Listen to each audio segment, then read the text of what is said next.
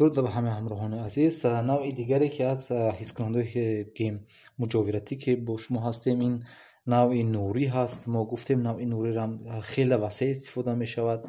خب نسبت ایندوکتیوی و غنجویشی چه فرقیت دارد؟ حاضر به دیگر بررسی میکنیم و چه جاهای استفاده بری دارد. خب سراول بخش سیمکشی چون که این هم مثل همون دو تا حس کننده بود گفتیم یک استاندارد تیپ گیم الکی وجود دارد که نوع قهوه‌ای از ما مثبت است و کبود آبی هم منفی و سیاه هم سیگنالی ما هست. اینا هم دو نمود میشن از نوع سیمکشی این پین و پی ام پی که ما الکی گفتیم. خب اینها چه فرقیت از نوع غنجویشی و ایندوکتیوی دارند؟ ایندوکتیوی گفتیم با متال کار میکند، غنجویشی هم باشد با هر اکثرا قریب همه اشیاءها در اساس غنجویش. اما یک طرف منفی که خودی همون غنجویشی که داشت اینم با همه اشیاء کار میکند. اما یک طرف منفی که اون داشت طرفی این بود که بگیم دقیقیت خیلی ضعیف داشت و اطرافش هم مشاهده میکرد.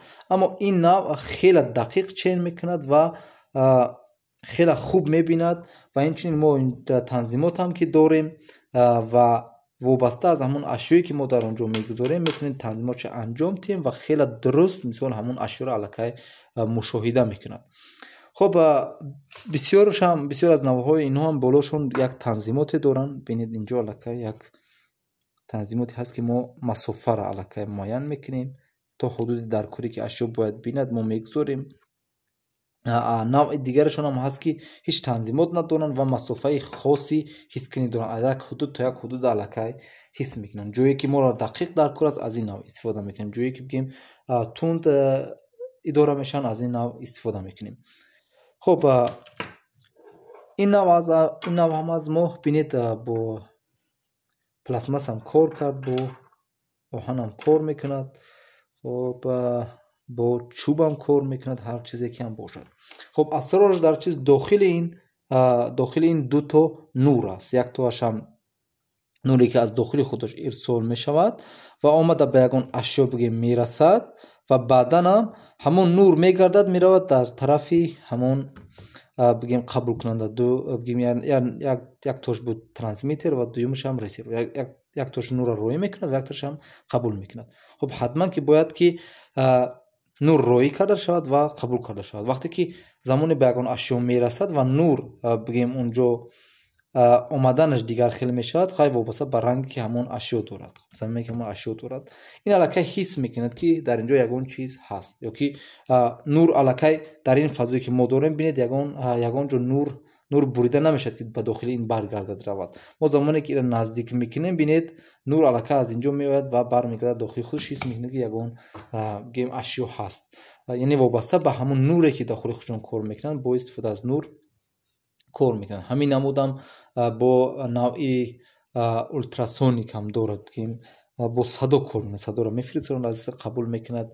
خب باز رادارهایی که ما داریم از همین نوع هستن، ما صداقتی حس میکنن. خب نوعهای مختلف دارن این حس کننده ها. خب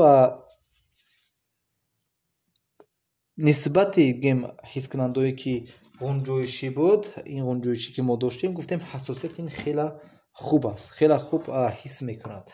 خب ببینید ما یک مسافه معین میگذاریم، ببینید الکی این قسمت ها از این حس نمیکنن، یعنی این قسمت و این قسمت الکی حس نمیکنن، فقط همین قسمتی پیش. خب ما اینگونه میگذاریم تا که ببینید یک مسافه که میابیم، مسافه که معینه که دارد این همین خط. دویما وقتی از همین خط یگان اشیا میگذرد این حس میکنه. ببینید دور طرف نی الکی نی، از همین حد داخل الکی حس میکنه. ببینید هر گونه اشیایی که میگذرد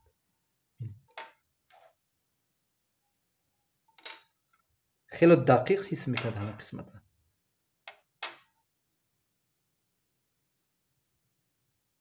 خب این ببینید یکم این متل ما رو حس نکرد. سببش متل بودن نیست، سببش الکی در ما همین نورایی که گفتیم روی میکنیم از این قسمت، همین آینچه که این دارد، همین آینچه رو ببینید. باز ما وقتی که آینچه رو راست میگذاریم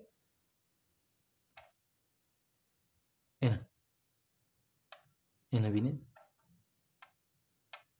металл хуб чен мекунад. Фақат ҳамун ойнача вақте ки нурро мебинад ҳарчанд майда бошад, бинед ин майда ки ҳаст аллакай пароканда мешавад ва намебинад.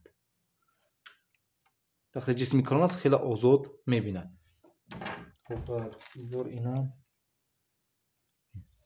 фақат вобаста ба рангҳое ки мо мисол дар ин аз пеши ин мегзарад, ашёе ки рангҳои мухталиф дорад, хуб ҳудуди ҳискуниш хеле фарқ мекунад. шумо баъзан вақто меред танзимота анҷом метиҳед дар ин ҳамин қисмати ҳамон танзимкунанда потенсиометре ки дар ин дохили ин ҳаст, шумо меред як маҳсулота мебинед ки мебинад дигар маҳсулота намебинад. сабабаш ҳам ҳамон ранги ҳамон маҳсулот аст.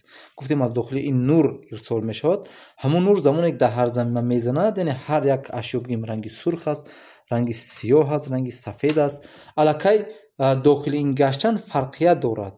ҳамон бигем нуре ки мегардад аллакай фарқ дорад. дар сиёҳ бигем бисёртар гум мешавад, хуб дар рангҳое ки рӯшантар ҳастанд ва ё камтар гум мешавад ва ин ҳам сабаб мешавад ки ин ҳискунандаи шумо масофаҳои мухталиф ҳис мекунад. барои ҳамин шумо бояд уна танзимотша дуруст анҷом диҳед.